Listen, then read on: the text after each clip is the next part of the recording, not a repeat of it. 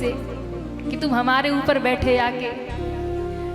बाकी यहाँ तो भगवत रूप देखो भाई। हाँ, अब सुनिए घटना, सच्ची घटना, बनारस की, काशी की घटना। गोस्वामी तुलसीदास जी महाराज जब उन्हें हनुमान जी का भी दर्शन नहीं हुआ था, साक्षात्कार नहीं हुआ था, बनारस के 80 घाट पर रहते थे और यही सोचते थे मुझे राम जी का दर्शन कब होगा, मुझे भगवान कब मिलेंगे। कहते हैं कि रोज जाते थे गंगा के उस पार, सुबह संध्या शौच के लिए जाते थे, गंगा के उस पार जाते थे 80 घाट। वहां पर वापस जब लौटते थे ना तो पात्र में उनके कुछ जल रह जाता था तो एक बबूल का वृक्ष था वही डाल देते थे। ऐसा नहीं कि कोई ऐसा था नियम, ऐसे बस स्वभाव था, आते टाइम वो जल थोड़ा बचता था तो वह डालते थे। अब इन्हें खबर नहीं थी उस बबूल के वृक्ष में एक बड़ा भारी प्रेत रहता था, प्रेत रहता था। अब ये रोज जल डाले। अच्छा, भूत प्रेत जो ये होते हैं ना, ये पवित्रता से नहीं अपवित्रता से प्रसन्न होते हैं। तो जब ये बाबा रोज उसमें जल डालते थे, कहते हैं एक दिन प्रेत बड़ा खुश हो गया, अट्टहास करते हुए बबूल के वृक्ष से निकल के प्रकट हो गया। गोस्वामी जी देखने लगे, भैया कौन है तू? उसने कहा मैं प्रेत हूं। गोस्वामी जी ने कहा हम तो निकले थे राम जी को खोजने, राम जी तो मिले नहीं, ये प्रेत पीछे और पड़ गया। राम जी तो दिखे नहीं, हनुमान जी तो दिखे नहीं, प्रेत दिख गया। अच्छा बताओ भैया हमने क्या अपराध किया? अगर कुछ किया है तो क्षमा कर दो। अपराध? अरे आपने तो मेरी बड़ी सेवा की है। क्या किया? बोले रोज आप हमको लाके जल पिलाते हो।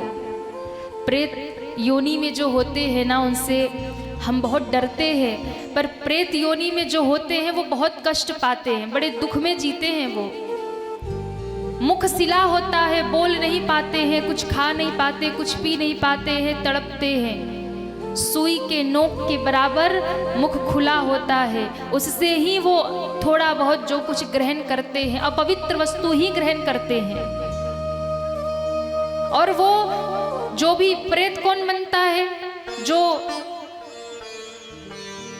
अकाल मृत्यु मरता है या जो आत्महत्या करता है। तो जितनी पीड़ा मरते वक्त उसको होती है ना, जैसे कोई जहर खा ले, कोई फांसी लगा ले, कोई आग लगा ले, कोई कहीं नदी में डूब जाए, जितनी पीड़ा प्राण निकलते समय जितना वो तड़पता है ना, उतनी पीड़ा उसे मरने के बाद लगातार होती ही रहती है। और उसी पीड़ा में, उसी बेग में वो घूमता रहता है कि मेरी पीड़ा का कोई हरण कर ले। और ऐसे वो व्याकुल होकर घूमते रहते हैं, भूत प्रेत घूमते रहते हैं। और ऐसे में जब उनकी छाया किसी पे पड़ती है तो वो डर जाता है।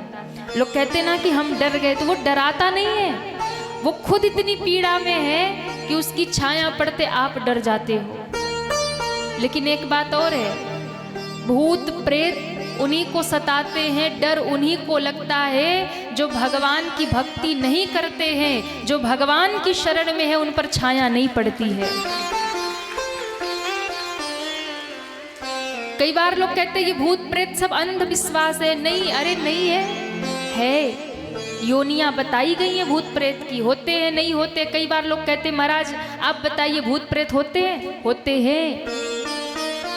नहीं होते तो गोस्वामी जी क्यों लिखते, भूत पिशाच निकट नहीं आवे,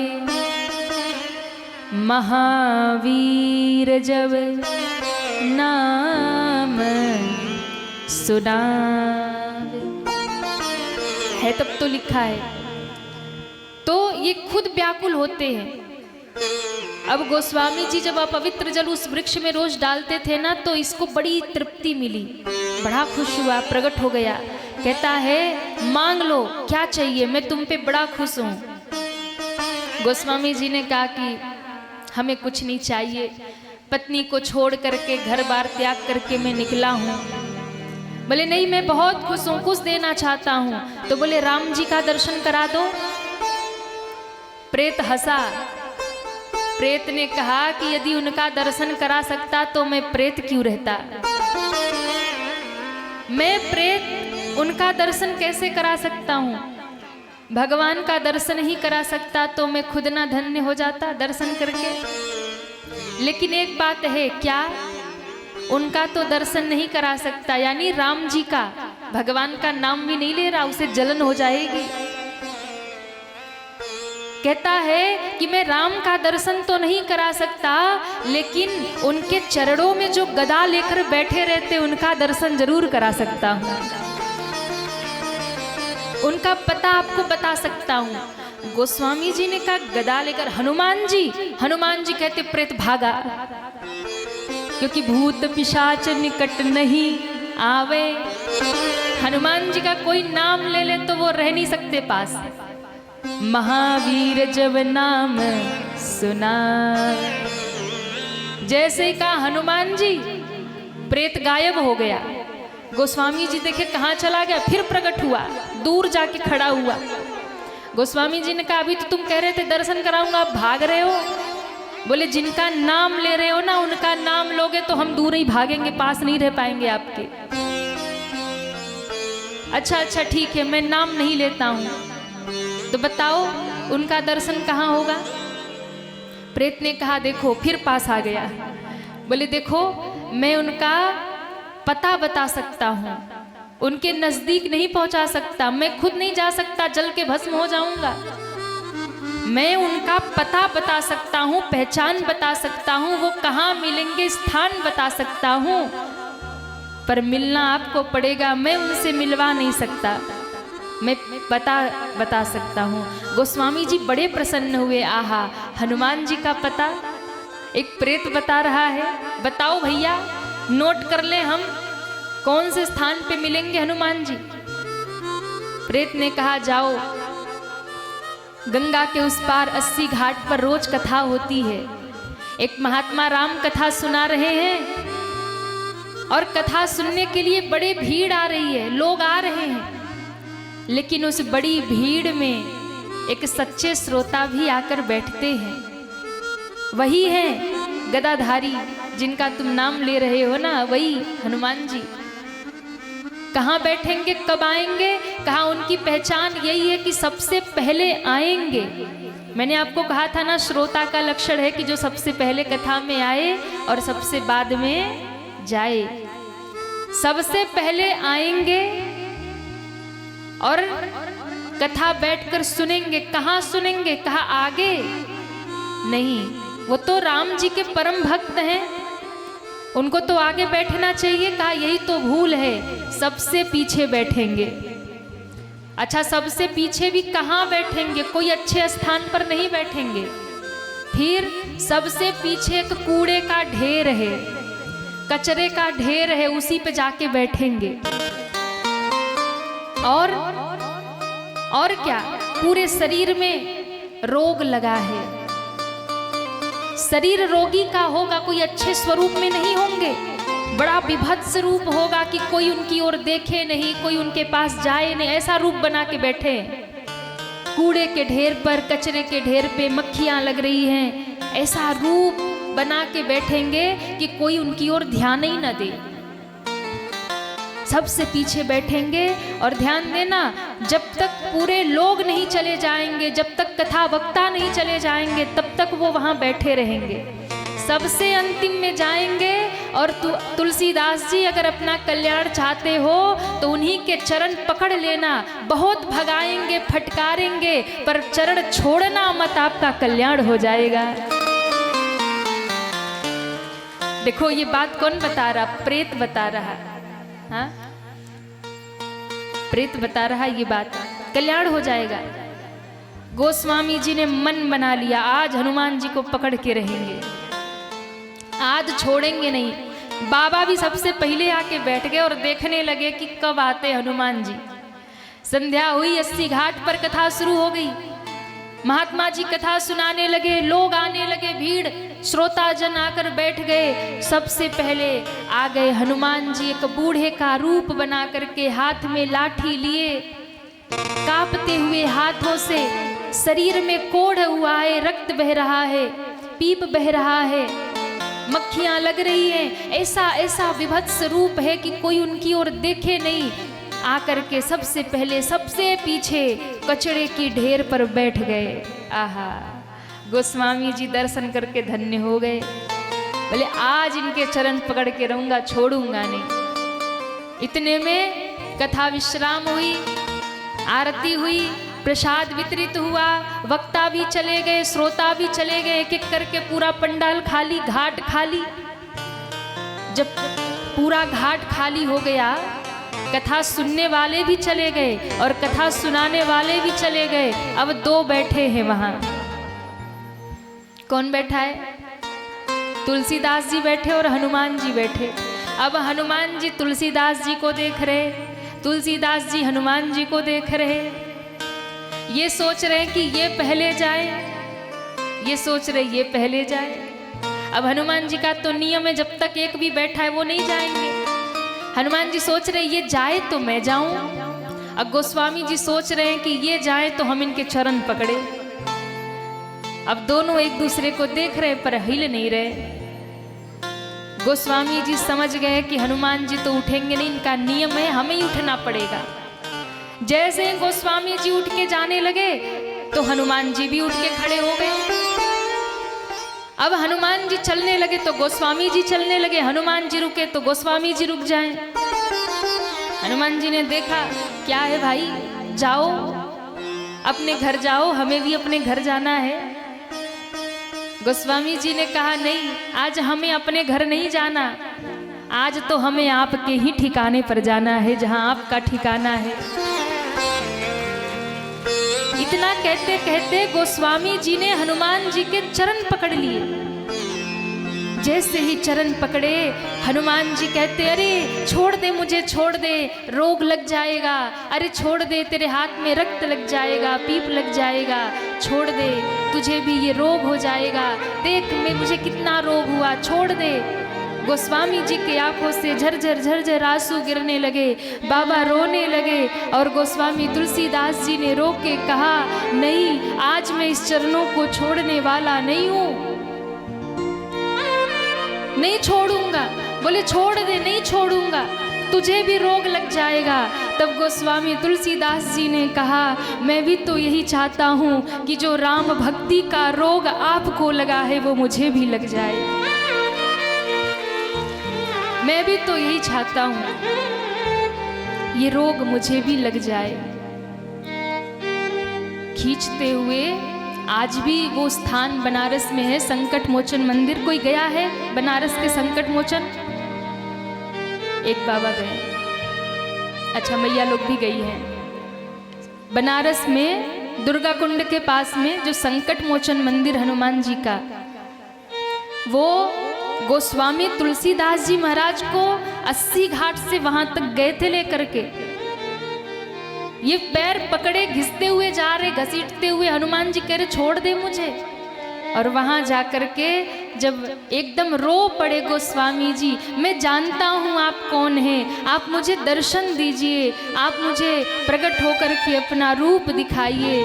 तब श्री हनुमान जी रीझ गए और अपने स्वरूप में प्रकट होकर गोस्वामी जी को दर्शन दे दिया। और आज भी उसी रूप में, कहते हैं वो हनुमान जी की जो प्रतिमा वो गोबर की प्रतिमा है। उसी समय हनुमान जी प्रकट हुए, स्व प्रकट वो हैं और इतने इतने प्रभावशाली हैं संकट मोचन श्री हनुमान जी। कहते हैं कि यदि 40 मंगलवार कोई उनका दर्शन कर ले तो उसकी सारी मनोकामना पूर्ण हो जाती है। एक बार कोई उनकी शरण में जाकर के दोनों हाथ उठा के कह दे कि मैं आपकी शरण में आ गया, उसी समय कृपा बरसा देते हैं। इतने कृपामय है, इतने करुणामय है। और मैं आपको बताऊं, वही संकट मोचन श्री हनुमान जी महाराज हमारे इष्ट हैं। उनकी फ़ोटो लेकर के ही हम चलते हैं। और यहाँ जो सामने फ़ोटो रखी है ना, वो संकट मोचन हनुमान जी की ही रखी है। अगर इनको ना बिठाएं तो हम एक शब्द भी ना बोल पाएँ। जितना भी आप देखते हैं ना, हम यहाँ बैठ के बोल रहे, ये अपनी कोई सामर्थ्य नहीं है। बिल्कुल इस सोच में मत रहना कि आपको आराधना कथा सुना रही है। यहाँ जो भी बैठकर बोल रहे सब संकट मोचन श्री हनुमान जी महाराज की कृपा है। जब से उनकी चरण शरण ग्रहण की जीवन बदल गया, जीवन बदल गया। हमारे पूज्य बाबा जब उनका अंतिम समय था, पूज्य पिताजी के लिए लोगों ने पूछा, पूज्य पिताजी बड़े छोटे थे तब, कहा बाबा, पूज्य दादाजी बड़े तपस्वी थे, उन्हें सीताराम बाबा कह करके पुकारते थे। जब पूछा कि इनको क्या दे करके जाएंगे आप, तब उन्होंने संकट मोचन श्री हनुमान जी महाराज को निकाल करके दिया और कहा, आज से यही तुम्हारे अपने हैं, इनको छोड़कर कोई और तुम्हारा नहीं है। और तब पूज्य पिताजी जब से उनकी शरण में लगे और जब से हमने जन्म लिया, हमने अपने घर में संकट मोचन श्री हनुमान जी महाराज की पूजा होते हुए देखा। जब जब हनुमत जयंती आती थी, हमारी माताजी अपने हाथों से लड्डू बना करके भोग लगाती थी। हम अपने घर में सुंदरकांड का पाठ करते थे, सोहर गाते, बधैया गाते, हनुमान जी का जन्मदिन मनाते, उत्सव मनाते।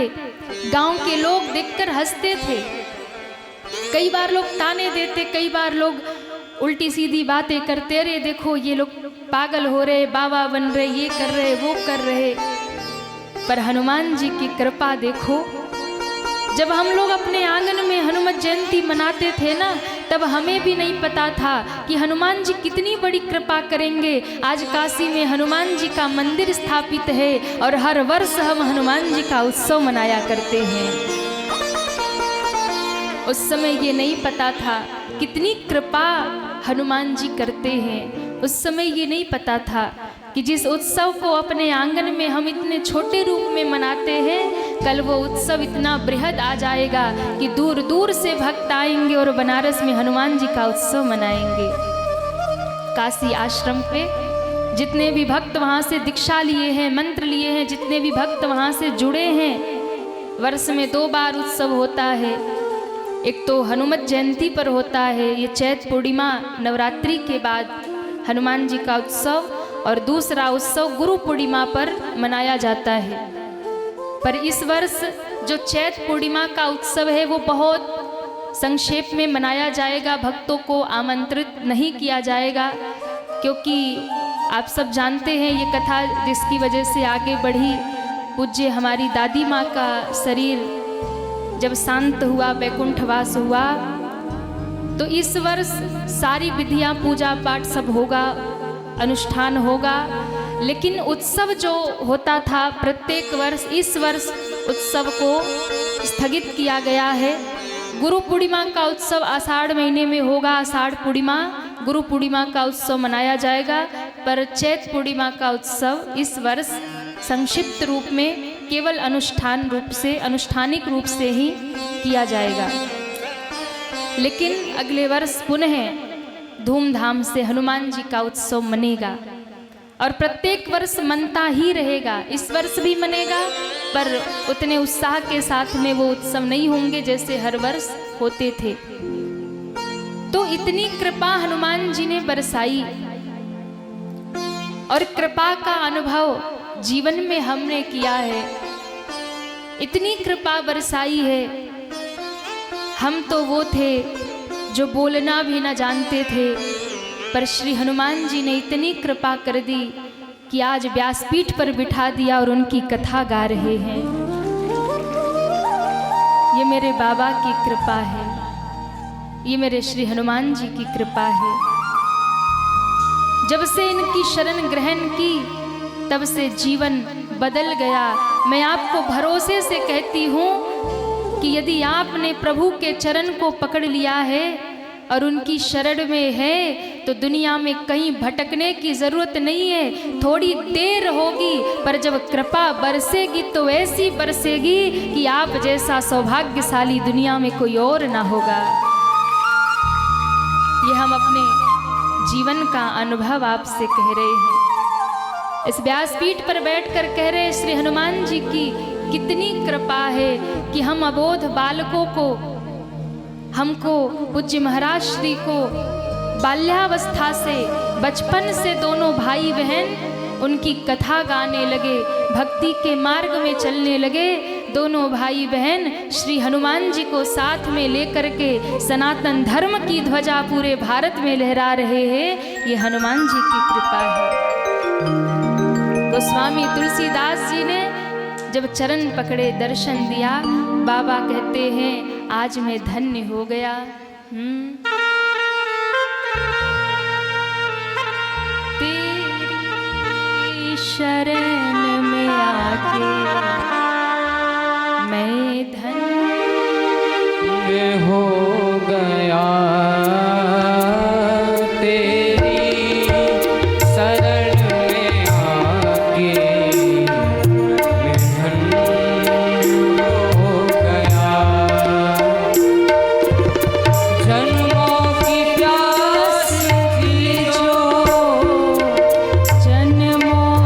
प्यास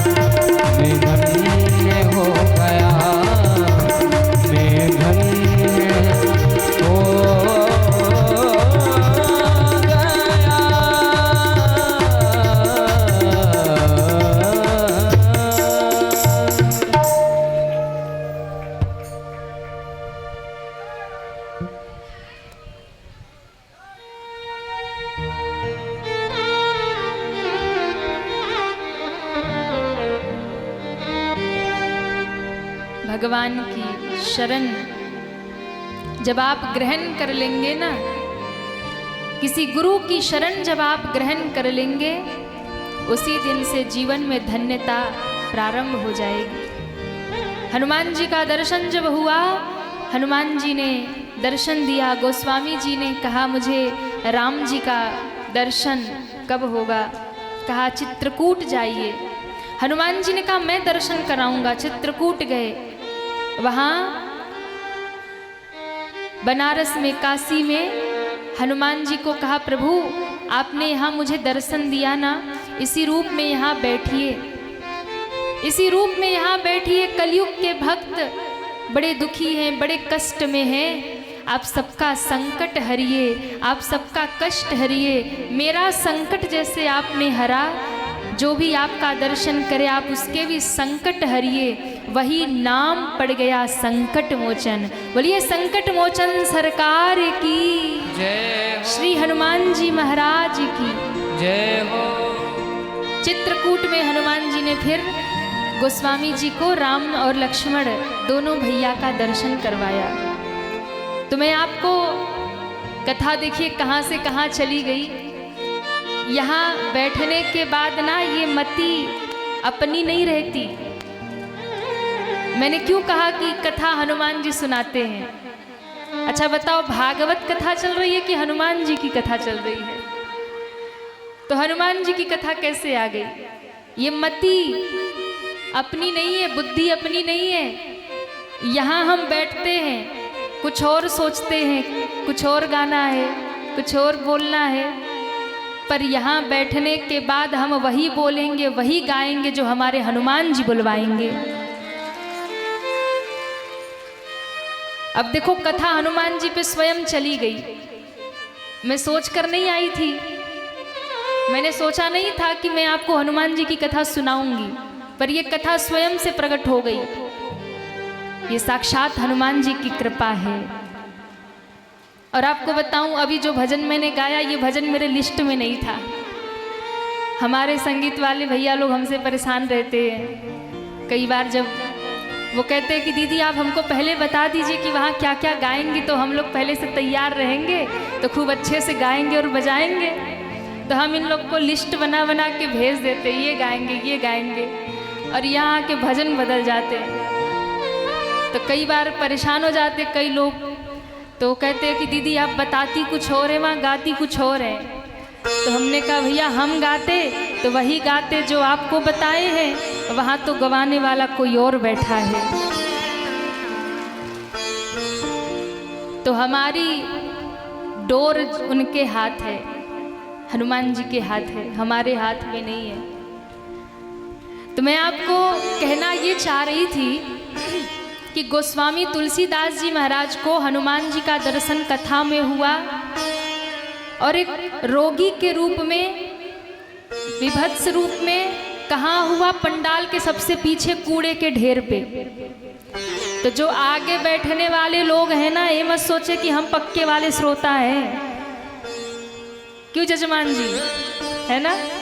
ये मत सोचिएगा कि हम पक्के वाले श्रोता हैं जो आगे बैठे सबसे पहले।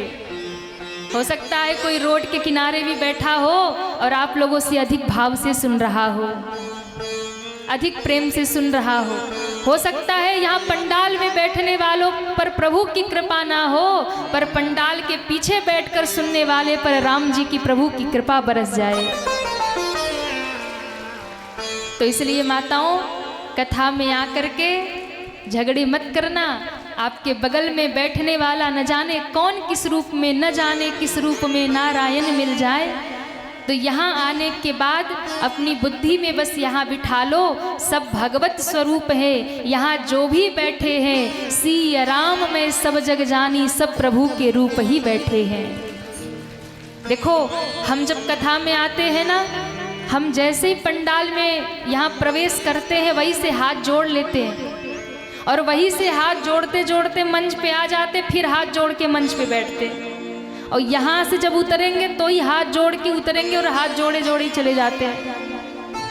तो आप लोग को क्या लगता है, हम आप लोग की हाथ जोड़ते?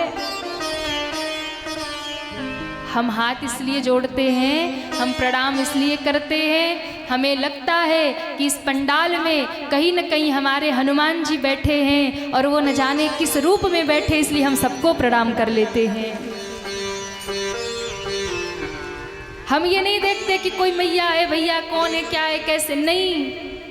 हम पंडाल में आते हैं तो सबको प्रणाम करते हैं, यहाँ बैठकर भी प्रणाम करते हैं। सिय राम में सब जग जानी, करहु प्रणाम जोर जुग पानी। तो मंदिर में, कथा में, सत्संग में जा कर के कलह नहीं करना। मंदिर में कोई आपको धक्का भी दे दे, मंदिर में कोई आपको गाली भी दे दे, मंदिर में कोई आपको दो बात भी सुना दे, तो भी उस पर क्रोध मत करो, प्रेम से वहाँ से निकल जाओ। क्योंकि मंदिर में आपने यदि झगड़ा कर लिया तो फिर प्रभु के नज़रों में गिर जाएंगे। कथा में, सत्संग में आकर के अपनी बुद्धि को पावन करो।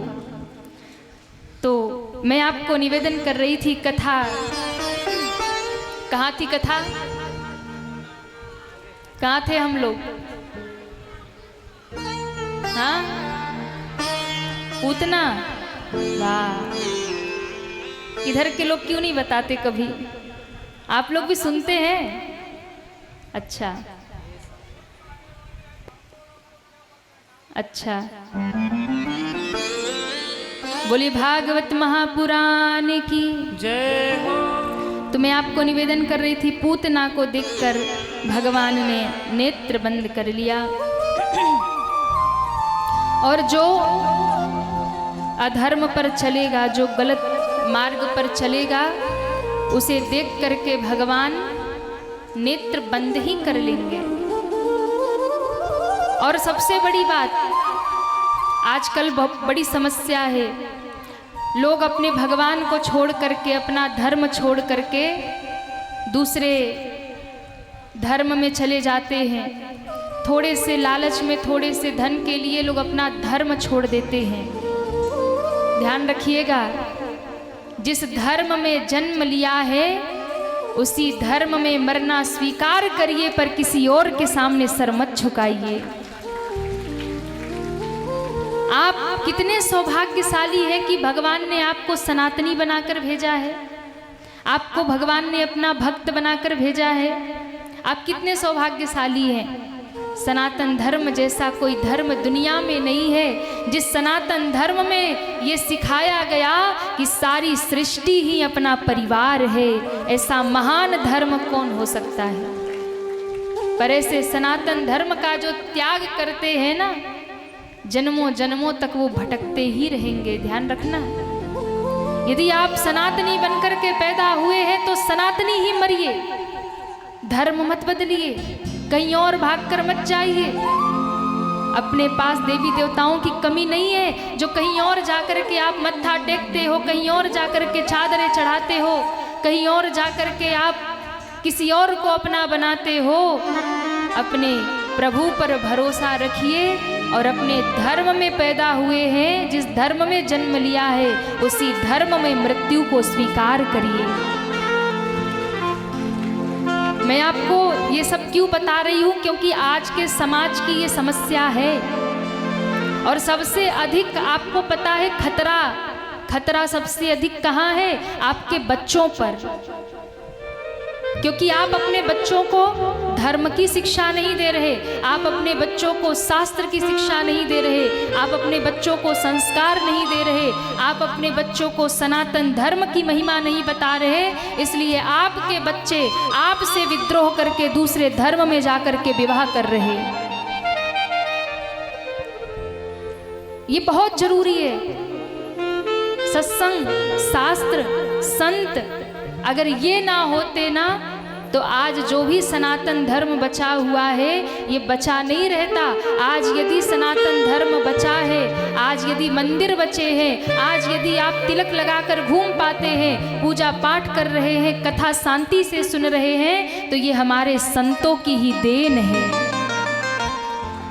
ताली धीरे बज रही है आपकी। संत महात्मा नहीं होते ना, तो जितने भी आज हिंदू बचे हैं, सनातनी बचे हैं ना, कब के कब बदल गए होते।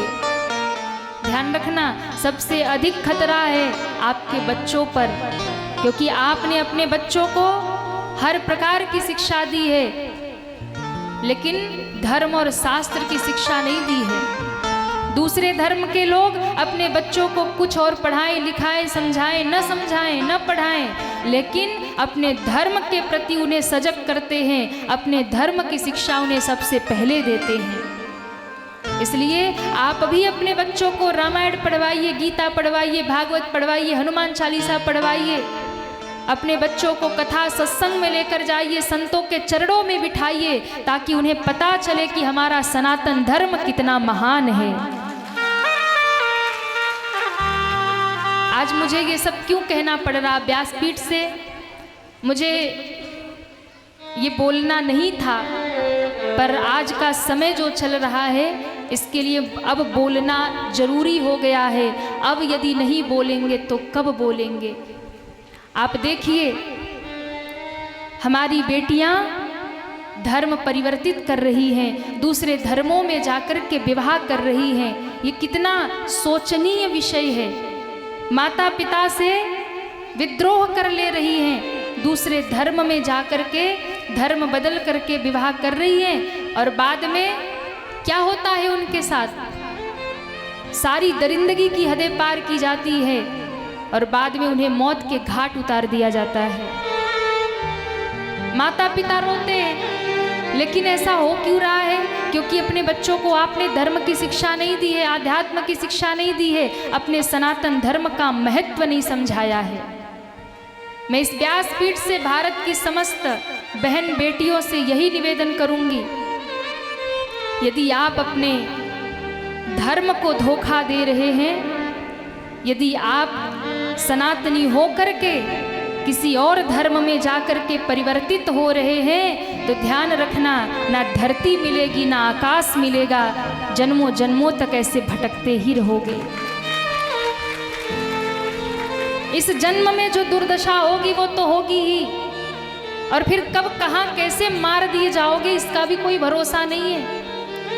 मैं माताओं से भी विशेष आग्रह करूंगी, अपनी बेटियों को सनातन की शिक्षा दीजिए, अपनी बेटियों को सनातन धर्म का अस्तित्व उनका बताइए कि क्या है। अभी बहुत सारी घटनाएं हमारे बीच में चल रही है। एक फिल्म आई थी द केरला स्टोरी, उसमें दिखाया गया कि जैसे केरला की जो बेटियां थी हॉस्टल में पढ़ने जाती हैं, दूसरे धर्म की लड़कियों ने बहकाया फुसलाया, उन्हें सनातन धर्म को नीचा दिखाया, और उन्होंने अपने धर्म को ऊंचा बताया, और अंत में उन्होंने उस धर्म को स्वीकार कर लिया। दूसरे धर्म में माता पिता से ऐसा ब्रेन वॉश कर देते हैं, ऐसी बुद्धि बदलते हैं, बहकाते हैं कि वो माता पिता जो पाल पोस कर बड़ा करते हैं, जन्म देते हैं, दुख और सुख सब देखते हैं, वही माता पिता दुश्मन बन जाते हैं, और माता पिता से विद्रोह करके वो दूसरे धर्म में चली जाती है। अभी एक फिल्म आई थी, उसे देखकर नहीं जगे, दूसरी फिल्म आई, उसे भी देखकर नहीं जगे, और घटनाएं तो इतनी हो रही है फिर भी नहीं जग रहे हैं, और नहीं जगेंगे तो ऐसे ही पतन होता रहेगा। ध्यान रखिएगा, कहीं टुकड़ों में काट करके फ्रिज में भर दी जाएंगी, कहीं सूटकेस में काट करके भर दी जाएंगी, कहीं गोली मार दी जाएंगी। बहुत घटना होती आ रही है, देखते आ रहे हैं, लेकिन फिर भी बुद्धि नहीं बदल रही है। क्यों नहीं बदल रही है? क्योंकि आपने उन्हें सनातन की शिक्षा नहीं दी है। वो अपने आंखों के सामने घटना देख रही है, एक दो नहीं हजारों घटनाएं हो रही हैं, लेकिन फिर भी वो उसी में भाग के जा रही हैं, क्योंकि आपने अपनी बेटियों को बताया ही नहीं कि उनका सनातन धर्म क्या है। दूसरे धर्म में एक स्त्री को या एक कन्या को क्या माना जाता है? केवल अबला, दुर्बल, उन्हें एक वस्तु समझा जाता है, उन्हें केवल भोग्या समझा जाता है। पर एक सनातन धर्म ऐसा महान है जिस धर्म में बेटियों को देवी कह करके, दुर्गा कह करके पूजा जाता है। कितना अंतर है, क्यों नहीं बताते आप अपनी बेटियों को? सनातन धर्म में एक नारी का जितना सम्मान है उतना किसी और धर्म में नहीं है। जितनी स्वतंत्रता, जितना सम्मान सनातन नारियों का करता है उतना कोई और धर्म नहीं करता। अपनी बेटियों को समझाइए, उन्हें बताइए कि बेटा बनना ही है तो रानी लक्ष्मीबाई बनो, बनना ही है तो सीता बनो, बनना ही है तो रानी पद्मावती बनो, बनना ही है तो देश और राष्ट्र के लिए कुछ अच्छा करके दिखाओ, बन के दिखाओ। ये लव जिहाद जो चल रहा है ना, इसके खिलाफ खड़े होइए, अपने बच्चे और बच्चियों को सजग करिए, नहीं तो आपके घर की भी बहन बेटियां उन जिहादियों के हत्थे चढ़ जाएंगी। मैं आज इसलिए कह रही हूँ, एक आप लोगों ने भी सुना होगा, ये मध्य प्रदेश की एक वो बेटी थी मोनालिसा, महाकुंभ में माला बेचने गई थी, फेमस हो गई वहाँ पे, फिल्म में काम मिलने लगा। पिता भी सोचा कि चलो पूरा परिवार गरीब है, कम से कम एक बेटी आगे बढ़ जाए, आज इतना वायरल है, उसका नाम है, तो परिवार की भी स्थिति सुधर जाएगी। पिता लेकर के उसे कहाँ कहाँ नहीं गया, मुंबई में गया, हर जगह जहाँ जहाँ उसे ऑफर आते हर जगह लेकर के पिता जाता, पर जिहादी पीछे पड़ गए। 6 महीना पहले फेसबुक पे दोस्ती हो गई, दोस्ती तो ठीक थी पर उनका जो टारगेट है वो तो पूरा करेंगे ही ना। 6 महीने में ऐसा उसका ब्रेन वॉश किया, ऐसी बुद्धि उसकी बदली कि पिता अपने धर्म में विवाह करना चाहते थे पर वो किसी मुस्लिम के साथ में उसने जाकर के पिता से विद्रोह करके विवाह कर लिया। आज पिता रो रहे और उसने पिता को ही गलत ठहरा दिया, और वो कब तक खुश है, कब तक है, कोई गारंटी नहीं है। ये बहुत बड़ा कुचक्र चल रहा है, हमारी बहन और बेटियों को धर्म परिवर्तन कराने का बहुत बड़ा कुचक्र चल रहा है। अपने बहन बेटियों को सजग करिए, उन्हें सनातन की शिक्षा दीजिए, उन्हें बताइए कि जितना सम्मान उन्हें सनातन धर्म में मिलेगा उतना और कहीं नहीं मिलने वाला है। यहाँ देवी की तरह पूजी जाएंगी और वहाँ तो ईश्वर ही जाने।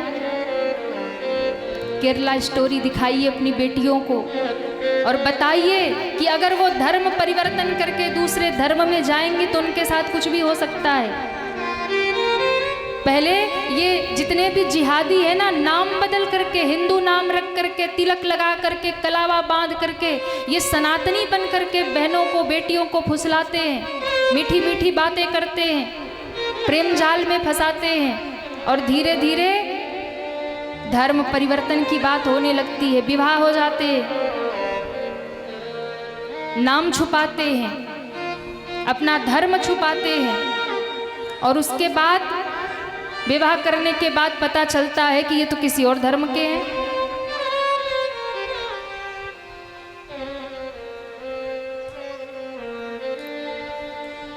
बाद में पता चलता है कि ये किसी और धर्म के हैं, और उसके बाद जब ये पता चलता है कि किसी और धर्म के हैं तो फिर वो कहते धर्म परिवर्तन करो।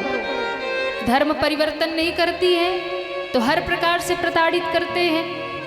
नहीं धर्म परिवर्तन किया तो अंत में मार दी जाती है, हत्या कर दी जाती है, टुकड़ों में काट करके कभी फ्रीज में भर देंगे, कभी सूटकेस में फेंक आएंगे।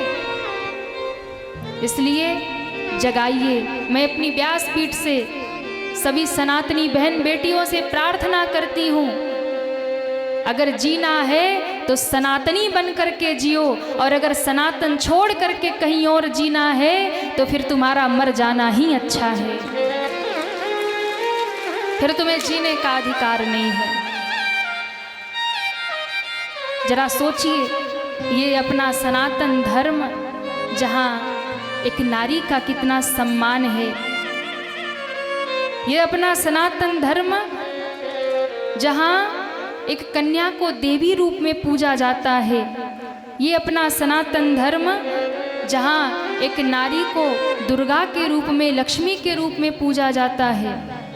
जब नन्ही होती है ना तो पिता भी पाँव छूते हैं, हमारे घर में देवी आई है, हमारे घर में भगवती आई है। विवाह करके जब पति के घर में जाती है ना तो सास ससुर कहते हमारे घर में लक्ष्मी आई है। ऐसा सम्मान, ऐसा आदर, ऐसा देवी का भाव किसी और धर्म में नहीं है, जहां आपको देवी, दुर्गा, भगवती और लक्ष्मी कहा जाता हो। हाँ, यहाँ कितना सम्मान है माताओं का कि यहाँ शंकर गौरी नहीं कहा जाता, यहाँ गौरी शंकर कहा जाता है। कृष्ण राधे नहीं, यहाँ राधे कृष्ण कहा जाता है। राम सीता नहीं, यहाँ सीता राम कहा जाता है।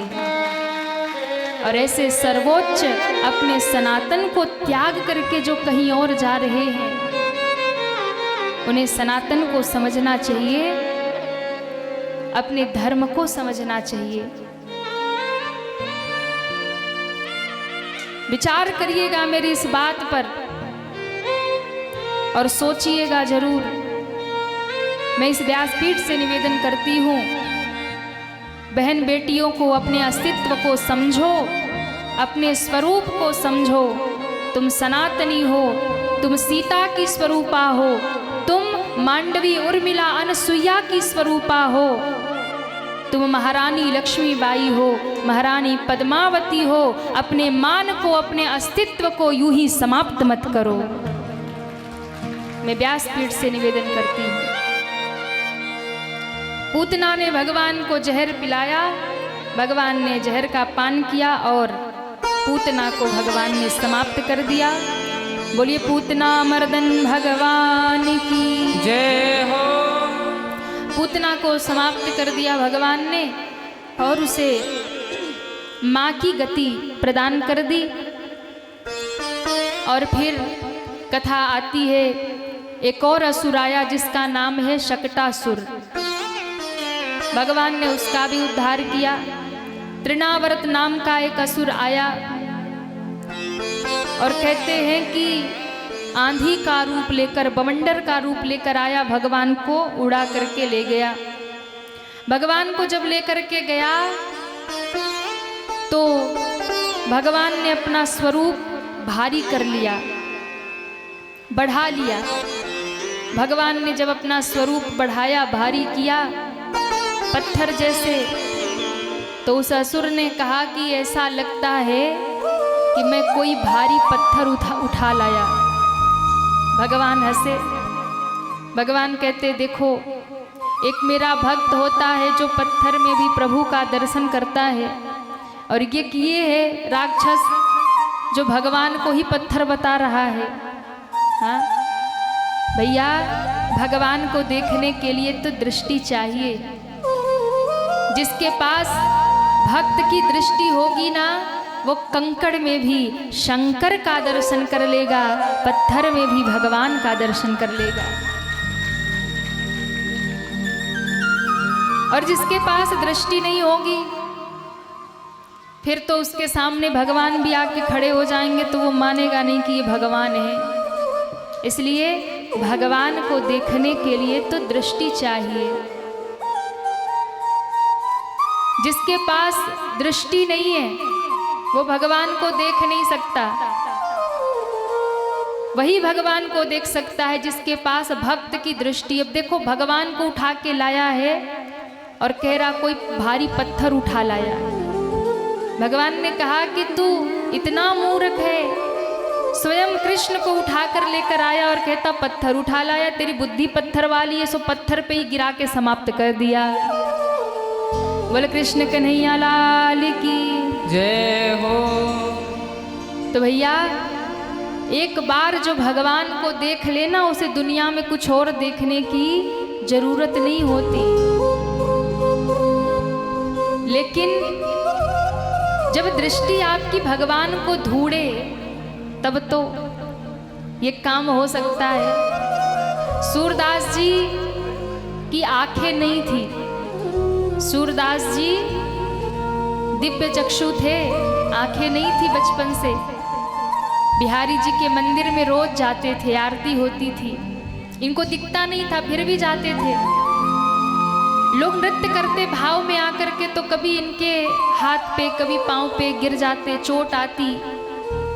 एक दिन किसी ने कहा, बाबा तुम्हें तो दिखाई नहीं देता, मंदिर में क्यों आते हो? तुम्हें तो भगवान का दर्शन भी नहीं होता, आंखें है नहीं, मंदिर में आते क्यों हो? गिर जाते हो, चोट लग जाती है, कोई तुम्हारे ऊपर किसी के हाथ पांव पड़ जाते हैं। सूरदास जी ने बड़ी सुंदर बात कही। सूरदास जी ने कहा, मेरे पास आंखें नहीं हैं, मैं बिहारी जी को नहीं देख सकता, पर मुझे पता है मेरे बिहारी जी की दो आंखें हैं, वो मुझे देख सकते हैं। मैं उन्हें नहीं देख सकता पर वो मुझे देख सकते हैं। तो भक्त का यही भाव होता है कि मैं भगवान तक नहीं पहुंच सकता पर भगवान मेरे तक पहुंच सकते हैं। जगत के रंग क्या देखूं,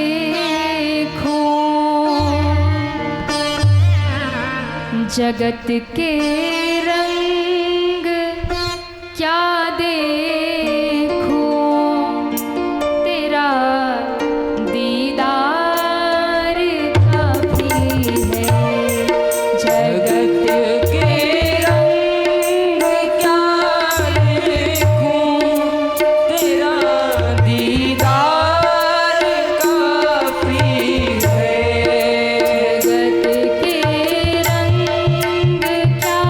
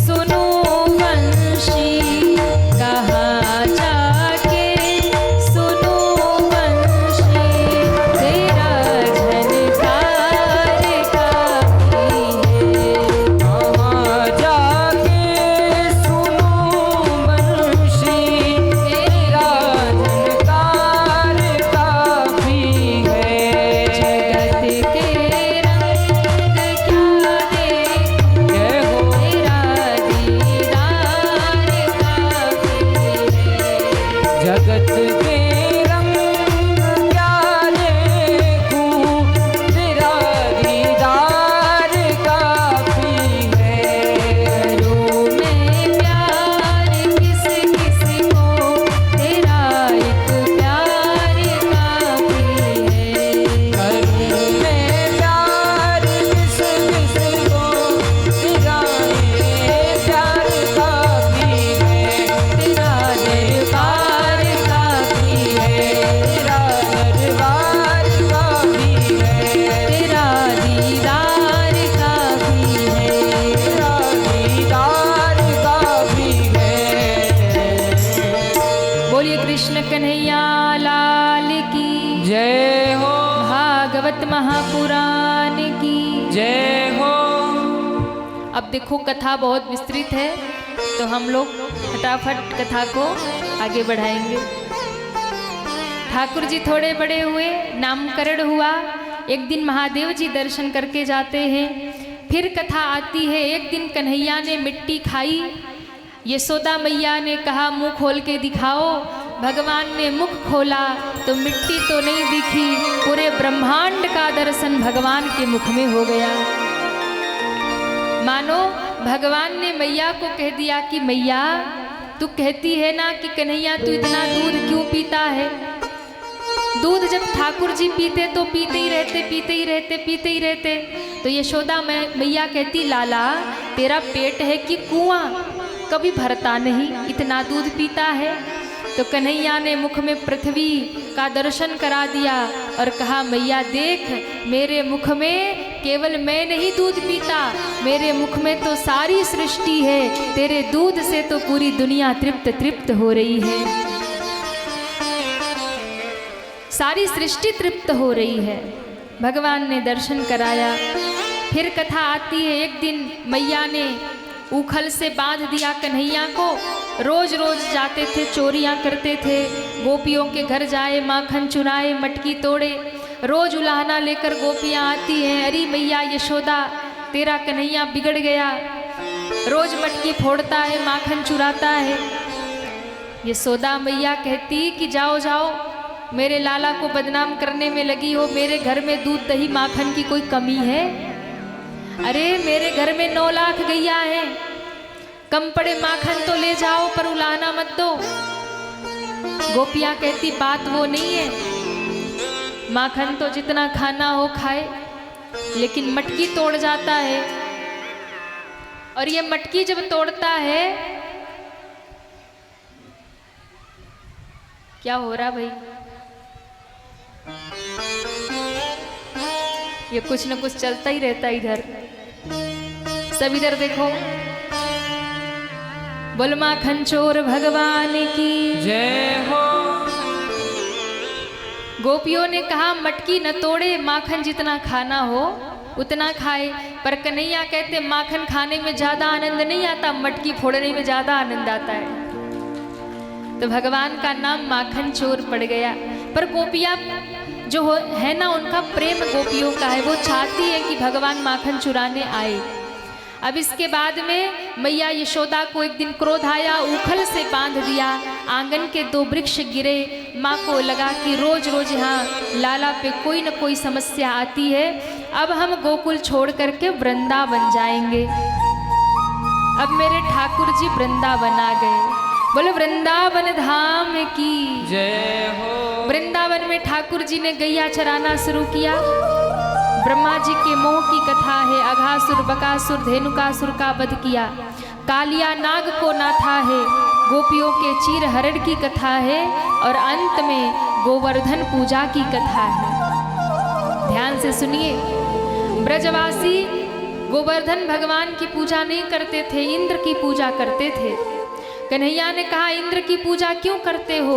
पूजा करना है तो गोवर्धन की करो। गोवर्धन भगवान के वन में गैया, गोवर्धन की तलहटी में गायें घास खाती हैं, जल पीती हैं। हर प्रकार से गोवर्धन हमारी रक्षा करता है। पूजा तो हमें गोवर्धन की करनी चाहिए। 56 भोग बना करके सारे ब्रजवासी चले गोवर्धन भगवान की पूजा करने। बोलिए गोवर्धन भगवान की जय हो। आइए मानसिक रूप से हम और आप भी चले गिरिराज गोवर्धन भगवान की पूजा करने। कौन कौन चलेगा गोवर्धन भगवान के दर्शन करने? वाह, जो हाथ नहीं उठा रहे ना उनको यही लालगंज में छोड़ देंगे। सबको चलना है। तन को छोड़िए लालगंज में, मन को ले चलिए गोवर्धन में। तो गोवर्धन भगवान, यहाँ छोटे से गोवर्धन भगवान विराजमान है। हमारे जो मुख्य यजमान है वो पहले उनकी पूजा कर लेंगे और हम सभी गोवर्धन भगवान मानसिक रूप से हम सभी उनका पूजन करेंगे और दर्शन करेंगे। और जिनको भी गोवर्धन भगवान को कुछ भी न्यौछावर समर्पित करना है,